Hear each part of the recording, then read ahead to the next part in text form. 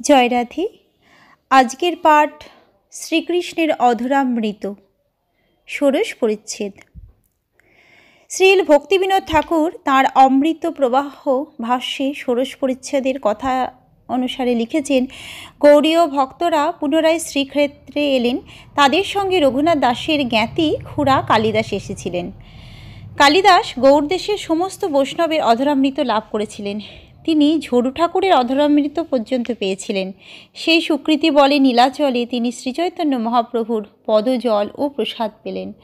কবি কর্ণপুরের বয়স যখন মাত্র 7 বছর, তখন তিনি শ্রীচৈতন্য মহাপ্রভুর কাছে এসে হরিনাম মহামন্ত্র প্রাপ্ত হন। পরবর্তীকালে বৈষ্ণব আচার্যদের মধ্যে তিনি মহান কবি হিসাবে খ্যাতি লাভ করেন। শ্রীচৈতন্য মহাপ্রভু বল্লভভোগ প্রাপ্ত হয়ে ফেলামৃতের মাহাত্ম্য বর্ণনা করলেন এবং সমস্ত বৈষ্ণবকে ফেলামৃত সেবন করিয়ে স্বয়ং শ্রীকৃষ্ণের অধরামৃত পানে নিমগ্ন হলেন। বন্দে শ্রীকৃষ্ণ চৈতন্যং কৃষ্ণ ভাবামৃতং হিজ আস্বাদ্যা সাদয়ন ভক্তান প্রেম দীক্ষাম শিক্ষায়ত। যিনি কৃষ্ণ প্রেমামৃত স্বয়ং আস্বাদন করে এবং ভক্তদের আস্বাদন করিয়ে প্রেম দীক্ষা বিষয়ক দিব্য জ্ঞান শিক্ষা দিয়েছিলেন, সেই শ্রীকৃষ্ণ চৈতন্য মহাপ্রভুকে আমি বন্দনা করি। জয় জয় শ্রীচৈতন্য, জয় নিত্যানন্দ, জয় অদ্বৈত চন্দ্র, জয় গৌরভক্ত বৃন্দ।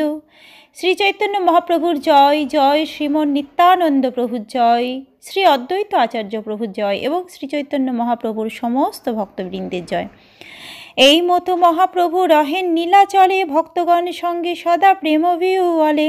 বর্ষান্তরে আয়লা সব গৌরের ভক্তগণ, পূর্ববৎ আসি কইল প্রভুর মিলন। এইভাবে শ্রীচৈতন্য মহাপ্রভু সর্বদা ভগবৎ প্রেমে বিহুবল হয়ে ভক্তদের সঙ্গে নীলাচলে অবস্থান করছিলেন। পরের বছর যথারীতি গৌড়ের সমস্ত ভক্তরা জগন্নাথপুরীতে এলেন এবং পূর্ববৎ শ্রীচৈতন্য মহাপ্রভুর সঙ্গে তাদের মিলন হল। তা সবারও সঙ্গে আইল কালিদাস নাম, কৃষ্ণ নাম বিনা তেহ নাহি কহে আন। মহাভাগবত তেহ সরল উদার, কৃষ্ণ নাম সংকেতে চালায় ব্যবহার। তাদের সঙ্গে কালিদাস নামক একজন ভক্ত এসেছিলেন। কৃষ্ণ নাম ব্যতীত তার মুখে আর অন্য কোনো বাণী ছিল না। কালিদাস ছিলেন মহাভাগবত এবং তার ব্যবহার ছিল অত্যন্ত সরল এবং উদার। তিনি তার ব্যবহারিক কার্যকলাপ কৃষ্ণ নাম করতে করতে সম্পাদন করতেন। কৌতুকেতে তেহ যদি পাশক খেলায়, হরে কৃষ্ণ কৃষ্ণ করি পাশক চালায়। কৌতুক ছলে তিনি যদি কখনো পাশা খেলতেন, তখন তিনি হরে কৃষ্ণ কৃষ্ণ বলে পাশা চালাতেন। এই সম্পর্কে শ্রীল ভক্তি সিদ্ধান্ত সরস্বতী ঠাকুর সাবধান করে দিয়েছেন যে এই যুগের মানুষ যেন কালিদাসের মতো মহাভাগবতের অনুকরণ করে পাশা না খেলেন। কেউ যদি মহাভাগবত কালিদাসের অনুকরণ করে পাশা বা জুয়া খেলার প্রতি আসক্ত হয়, তাহলে তার কলির দাসত্ব হেতু পাপ বা অধর্ম প্রবৃত্তি বৃদ্ধি পাবে। বাইরে তার কৃষ্ণ নাম গ্রহণ করার অনুকরণ ও চেষ্টা থাকলেও তার নাম বলে পাপে প্রবৃত্তি হেতু নামাপরাধী বলে পর্যবসিত হবে। পাশা খেলা অবশ্যই জুয়া খেলেরই অনুরূপ, কিন্তু এখানে স্পষ্টভাবে বলা হয়েছে যে কালিদাস কৌতুকী ছলে পাশা খেলেছিলেন। মহাভাগবত যা ইচ্ছা তাই করতে পারেন, কিন্তু তিনি কখনো মূলনীতি থেকে ভ্রষ্ট হন না। তাই বলা হয়েছে, বৈষ্ণবের ক্রিয়া মুদ্রা বিজ্ঞেহ না বুঝয়।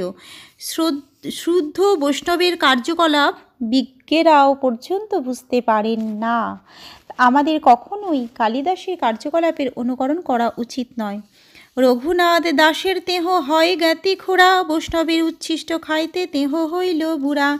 কালিদাস ছিলেন রঘুনাথ দাস গোস্বামীর জ্ঞাতি খুড়া। তিনি সারা জীবন এমনকি বৃদ্ধ বয়সেও বৈষ্ণবের উচ্ছিষ্ট গ্রহণ করার চেষ্টা করতেন। গৌড় দেশে হয় যত বৈষ্ণবেরগণ, সবার উচ্ছিষ্ট তেহ করিল ভোজন। তিনি বঙ্গদেশে সমস্ত বৈষ্ণবদের উচ্ছিষ্ট ভোজন করেছিলেন। ব্রাহ্মণ বৈষ্ণব যত ছোট বড় হয়, উত্তম বস্তু ভেট লইয়া তারই ঠাই যায়। ছোট বড় যত ব্রাহ্মণ এবং বৈষ্ণব ছিলেন, অতি উত্তম সমস্ত উপহার নিয়ে তিনি তাদের কাছে যেতেন।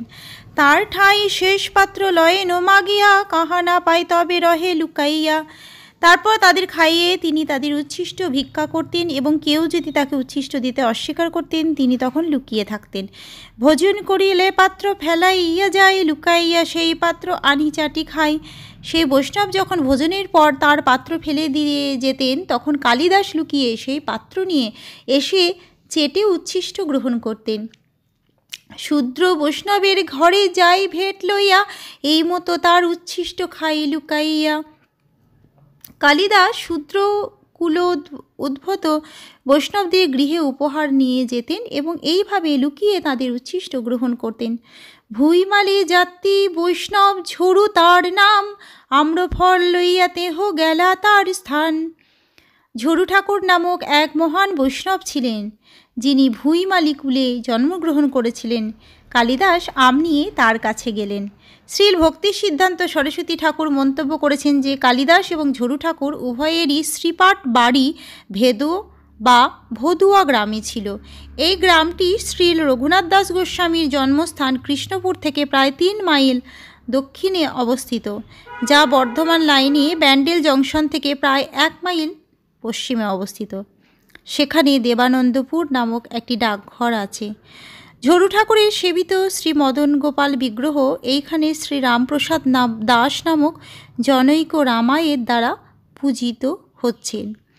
শোনা যায় কালিদাসের সেবিত বিগ্রহ সরস্বতী নদীর তীরবর্তী শঙ্খনগরে এতদিন ধরে কোনো প্রকারে সেবিত হয়ে আসছিলেন।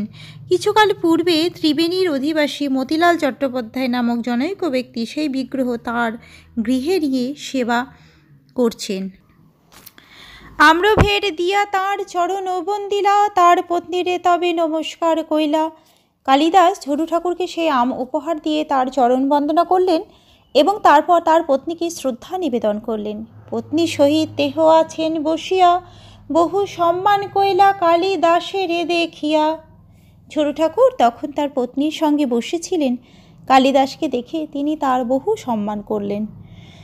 ইষ্ট গোষ্ঠী কতক্ষণ করি তার শনে, ঝরু ঠাকুর কহে তার মধুর বচনে, আমি নিজ জাতি তুমি অতিথি সর্বোত্তম, কোন প্রকারে করিব আমি তোমারও সেবন।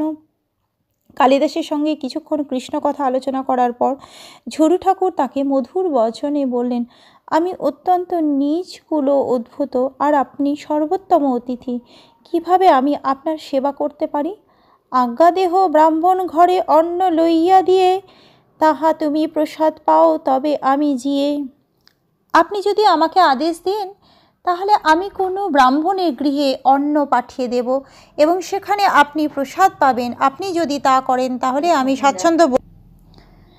কালিদাস কহে ঠাকুর কৃপা করো মোরে, তোমার দর্শনে আইনু মুই পতিত পামরে। কালিদাস তার উত্তরে বললেন, ঠাকুর আমাকে আপনি কৃপা করুন, আমি অত্যন্ত অধপতিত পাপী, তথাপি আমি আপনাকে দর্শন করতে এসেছি। পবিত্র হইনু মুই পাইনু দর্শন, কৃতার্থ হইনু মোর সফল জীবন। কেবল আপনাকে দর্শন করার ফলে আমি পবিত্র হয়েছি, আমি কৃতার্থ হলাম এবং আমার জীবন সফল হলো। এক বাঞ্ছা হয় যদি কৃপা করি করো, পদরজ দেহ পাদ মোর মাথে ধরো। আমার একটি বাসনা রয়েছে, দয়া করে আমার প্রতি কৃপা বরবশ হয়ে আপনি আপনার পা আমার মাথায় রাখুন, যাতে আমি আপনার পদধূলি লাভ করতে পারি।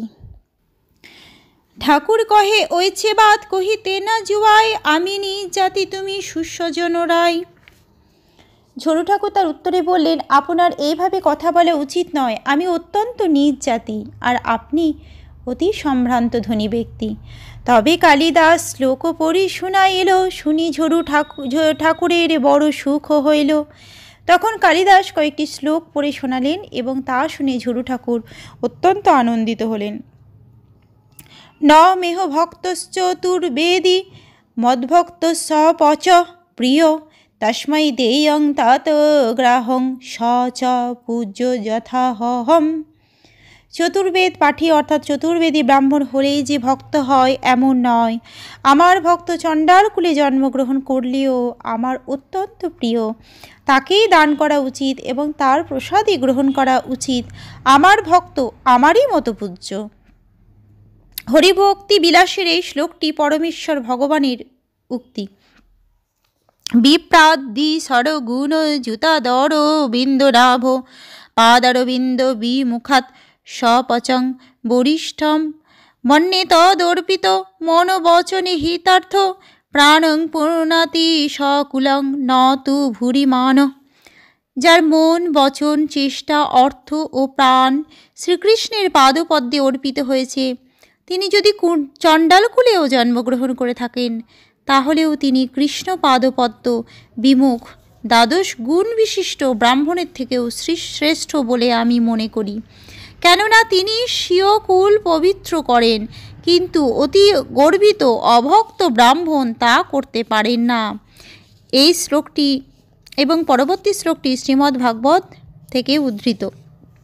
অহবত সপচোহত গরিয়ান যজ্জিহাগ্রে বর্ততে নাম তুভ্যম তে পুস্তে জুহুবুঃ সশূন্যরার্যা ব্রহ্মাণুর চূর্ণাম গৃণন্তি যেতে। হে ভগবান, যাদের জিহুবায় আপনার নাম বিরাজ করে তারা যদি অত্যন্ত নিজ কুলেও জন্মগ্রহণ করেন, তাহলেও তারা শ্রেষ্ঠ। যারা আপনার নাম কীর্তন করেন তারা সব রকম তপস্যা করেছেন, সমস্ত যজ্ঞ করেছেন, সব তীর্থে স্নান করেছেন, সমস্ত বেদ পাঠ করেছেন, সুতরাং তারা আর্য মধ্যে পরিগণিত। শুনি ঠাকুর কহে শাস্ত্র এই সত্য কয়, সেই শ্রেষ্ঠ হয়েছে যাতে কৃষ্ণ ভক্তি হয়। শ্রীমদ্ ভাগবতের এই শ্লোকগুলি শুনে ঝরু ঠাকুর বললেন, হ্যাঁ, এই শাস্ত্রবাণী সত্য, কিন্তু যিনি ওই প্রকার কৃষ্ণ ভক্তি লাভ করেছেন তিনিই শ্রেষ্ঠ। জয় রাধে। আজকের পাঠ এই অবধি।